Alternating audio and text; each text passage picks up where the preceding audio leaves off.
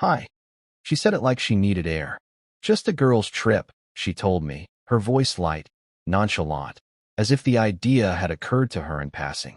She stood by the kitchen island, tapping her freshly manicured nails on the marble, sipping that rose-colored sparkling water she'd recently fallen in love with. A Friday, late afternoon. I remember the way the golden light pooled over her shoulders, the soft clink of ice in her glass, how carefully she'd chosen her moment. I smiled. Or tried to. You haven't done that in a while, I said. She nodded too quickly. Exactly. It's been forever. Dana and Kaylee already booked theirs. I just need to confirm mine. She turned then, busied herself with something in the fridge. I could barely see her face. Just the side profile. The way she tilted her head when she was nervous. I told myself I was imagining things. But even then, something in me had shifted. For most of our marriage, I trusted her like I trusted gravity. We'd been through lean years together, shared ramen dinners and the nights she'd hold my hand when I couldn't sleep, whispering that the hard times were just a tunnel, not a wall. She believed in me before I believed in myself. That woman, I loved her with everything. But lately, she'd changed. Not in some dramatic movie scene kind of way. It was subtle. She started wearing perfume again. Not just any perfume, but the one she'd worn when we first met, the kind she said reminded her of new beginnings. I remember catching the scent on her coat one night, weeks before the trip came up, and thinking she'd worn it for me. I told her she smelled beautiful, and she'd smiled politely like I was a stranger in an elevator. There were other signs. Her phone face down more often. Longer showers. The late-night texts with the screen tilted away from me. The way she'd started guarding her laptop like it held national secrets. Still, I didn't accuse. I didn't ask. I watched. The night I found the tickets, she was asleep. Her laptop was half open, glowing dimly. I was just supposed to grab a charger. That's what I told myself. But the screen lit up when I moved the mouse, and there it was, a confirmation email. 2 round-trip tickets to Tulum. One under her name. The other, not Dana. Not Kaylee. Not any of her girlfriends. It was his name. A name I didn't recognize at first. My stomach dropped before my brain could catch up. He had a strange, polished name. The kind you'd find in the bio of a motivational speaker or on the roster of some startup board. I clicked through the itinerary, scanned hotel bookings, 1 room, king bed, ocean view, camelid excursions, sunset sailing, everything we'd once talked about doing together when things got better. I stared at the screen, so long my eyes began to sting. I didn't wake her. I didn't shout. I didn't slam the laptop shut or confront her in some big, righteous display. I sat back in the hallway chair, just outside the bedroom, and let the ache bloom. Quiet, relentless, like a small fire behind the ribs. That night, I canceled both tickets. Quietly, efficiently. The refund would take 5 to 7 business days. She never received the confirmation. I even changed the password on the airline's website and set up a filter in her email to catch any alerts. The next morning, I kissed her on the forehead before she left for brunch with Kaylee. She didn't meet my eyes. I didn't follow her. I didn't need to. I knew how this story went. But part of me wanted to see what she'd do when the plane didn't show up. The day of the trip came a week later. I played dumb, wished her a safe flight, packed her suitcase into the trunk of the Uber. She hugged me loosely, like we were distant cousins, then blew me a kiss as the car pulled away.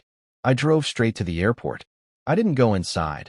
I just sat in the parking garage across from departures, watching the glass facade through binoculars like some amateur spy. My palms were slick, my breath slow and measured. She stood alone at the check-in counter, her designer duffel slung over one shoulder, phone in hand. I watched her scroll, frown, tilt her head at the clerk. She asked something. He pointed toward the security gates. She walked, heels clicking against the tile, past the roped lines of families and couples, and reached gate 14. The gate was empty. No flight listed on the board. No boarding call. No waiting passengers. Just her. Alone. Staring at her phone like it might explain everything. I saw her check the printed itinerary again. She looked up, confused, scanning the crowd as if maybe he'd appear behind her, laughing, saying it was a prank, a mix-up, a surprise. But no one came. She stood there for almost 20 minutes. Then she sat down, slowly, on one of those hard, plastic airport chairs. I couldn't see her face clearly, but her body language said everything. The confusion, The unraveling. The beginning of the realization. And I stayed in the car, silent, watching the pieces start to fall.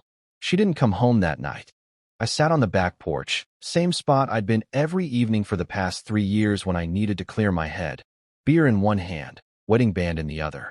I watched the condensation build on the bottle, let the night breathe around me. It was a strange kind of quiet. Not peace, not really. More like the heavy stillness before something breaks. Her key didn't turn in the door. No footsteps. No half-hearted, "Hey, babe," as she slipped off her heels and tiptoed through guilt. Nothing. I imagined her at the airport still, frantically texting him, waiting for a call that would never come, wondering if he bailed, if she'd been used, if maybe she'd misunderstood. Maybe she thought the airline had messed up. Maybe she blamed the clerk. Or maybe, just maybe, for one brief, flickering second, she considered that I knew, that I'd known. When she did return, the sun had already climbed the edge of the sky. I heard the door open softly, like she was trying not to wake me. She crept down the hallway, suitcase wheels brushing against the hardwood. I stayed seated at the table, coffee in front of me, untouched. She stopped when she saw me. "Hey," she said, voice thin, tired. Her eyes looked red. "Didn't want to wake you. Did the trip go well?" I asked calmly. Too calmly. She blinked.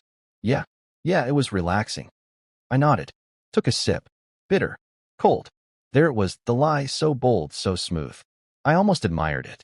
How she could stand there, face flushed from shame or exhaustion or something worse, and still lie to me. Still pretend. Still play the part. I didn't confront her. Not then. I let her sit across from me. Let her eat a banana and scroll through her phone like it was any other Sunday. Like she hadn't tried to disappear with someone else and make memories in places she and I once dreamed of. She left her phone on the table when she went to shower. Unlocked. I looked through her messages with him. They were there. All of them. He'd messaged her around midnight the night before, asking why she hadn't shown up. "Thought you were bailing on me," he wrote. "Didn't realize you'd chicken out." Her reply had no punctuation. Just one sentence. "The flight was canceled. Don't make this more complicated." Then another, minutes later. "I'll explain later. Don't text for a while." I stared at the screen, trying to decide what felt worse, the betrayal or the fact that she was still trying to protect him. By the time she walked back into the kitchen, wrapped in her robe, I had her phone placed exactly where she left it. She kissed me on the head, hesitantly, like a stranger might greet an acquaintance they used to love. That afternoon, I started moving things. Quiet things. I opened a new bank account under a name she didn't know. Changed my payroll deposit. Removed myself from the shared calendar. I began combing through the house, through the years, tracing the threads of our marriage. Not for nostalgia, but for the exact seams I would need to undo. The thing about betrayal is, it doesn't kill you fast. It bleeds you slow. I started spending nights at the gym again. Places I hadn't gone since the first few years of our marriage. I reconnected with people I'd let drift. Colleagues. Old friends. My brother. I told no one the truth. Not yet. I just reassembled the parts of myself I'd packed away in drawers labeled later, or when things settled down. 2 weeks later, she asked if I wanted to go to dinner. Said she felt like we hadn't connected in a while. I agreed. We went to that little Italian place she loved, the one with the mismatched candles and the handwritten menus. She wore red, the same dress she'd worn the night we got engaged. I realized then she was trying to rewrite something, trying to find a version of us that still worked. The food was good, the wine better, and for a moment, I could almost pretend. But that moment passed. On the drive home, she reached for my hand. I let her. Her fingers trembled a little. "Have you been okay lately?" she asked, eyes forward, voice soft. "Sure," I said. "You?" She hesitated. "Just tired. That trip was supposed to help." I looked at her then, really looked, and I saw what I hadn't seen in weeks, maybe months. Regret. But not the kind that reaches the heart. The kind that stings the ego. The kind that asks, how much does he know? We didn't speak the rest of the way home. That night, I didn't sleep beside her. I lay on the couch, staring at the ceiling, wondering what it said about me that I hadn't confronted her. That I didn't scream. That I didn't pack a bag and vanish. But I knew why. Because she had already tried to leave me. In spirit, if not in flesh.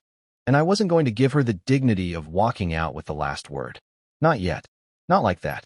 And not until I was ready to shut the door myself. It wasn't some grand event that pushed me to the edge. No dramatic reveal.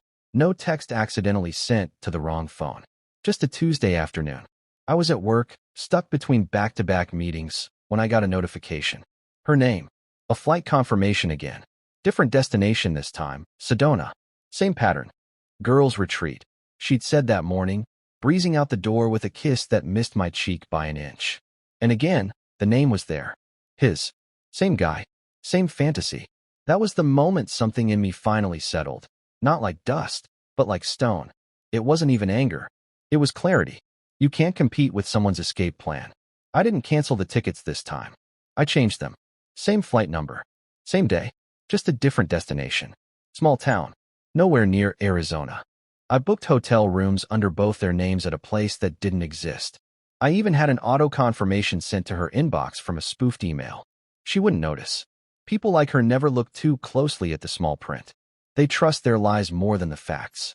She packed that night, humming to herself. Tossed clothes into a suitcase like she was choreographing some vacation montage. When I asked if she needed a ride to the airport, she declined. Said Kaylee was picking her up. Said it so easily, so effortlessly, I almost laughed.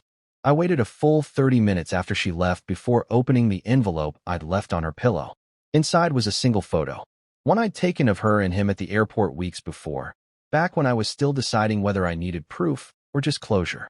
They weren't kissing. They weren't even touching. But it was the look between them. Intimate. Familiar.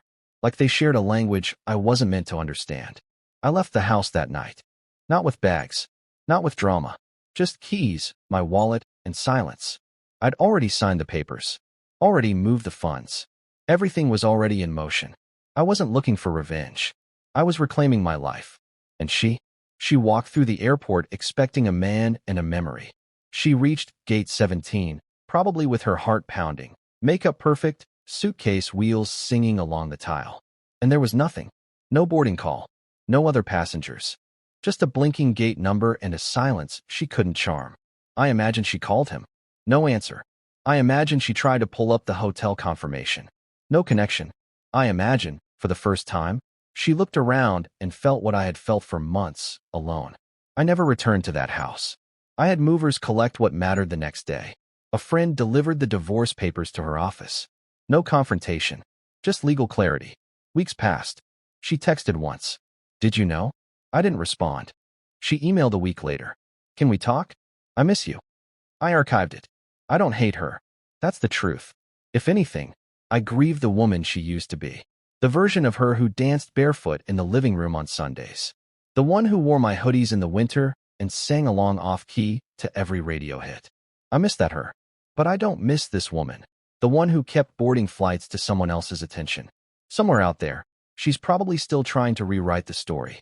Maybe she tells her friends I was cold, distant, that she was chasing happiness, not another man. People always frame their betrayals in the softest light. But I know better. She stood at an empty gate, expecting romance. Instead, she found herself alone, with nothing but a suitcase full of premeditated lies and a boarding pass to nowhere. And me? I found peace. Not all at once, but gradually. In the quiet mornings. In the absence of second-guessing. In the return of my own reflection in the mirror. I started over, not out of spite, but out of necessity. And I kept the photo. Not to punish myself. Just to remember. To remember what it looks like when love forgets to come home. Bye-bye.